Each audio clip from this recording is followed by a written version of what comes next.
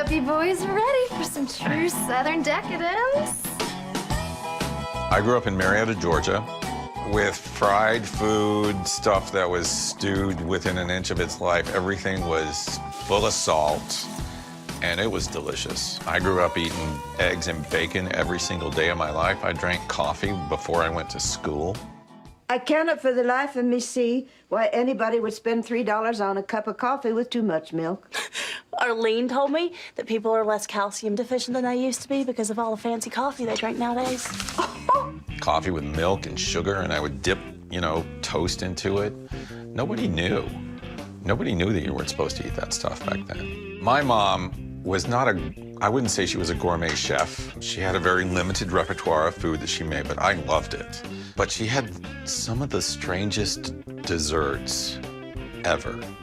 She would take bananas and slice them in half lengthwise and spread Miracle Whip on them, and then sprinkle chopped peanuts. It was delicious. And then she would take, canned pears, those kind of they're perfectly halved and cored pears. Again, a big dollop of Miracle Whip, I'm sensing a theme here.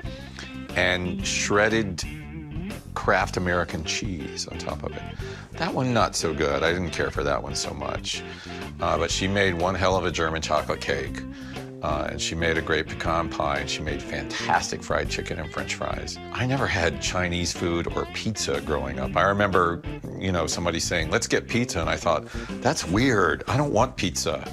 But then, of course, I discovered pizza in high school and loved it. Pancakes? Adopted mother, in addition to being a repressed, codependent doormat, it's kind of a great Southern cook.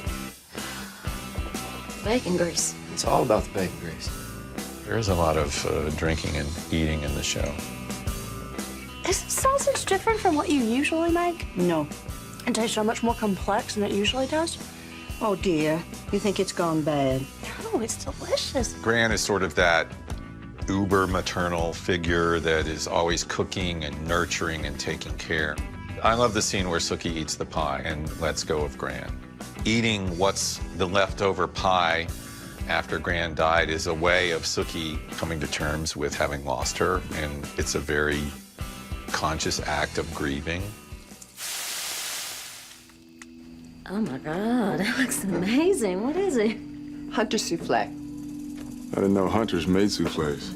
Most don't. Dig in. When Tara and Eggs eat the souffle, the Hunter souffle that Marianne baked using Daphne's heart, has a big impact on them. I feel like a superhero. I mean... You look like one. Yeah? How about now?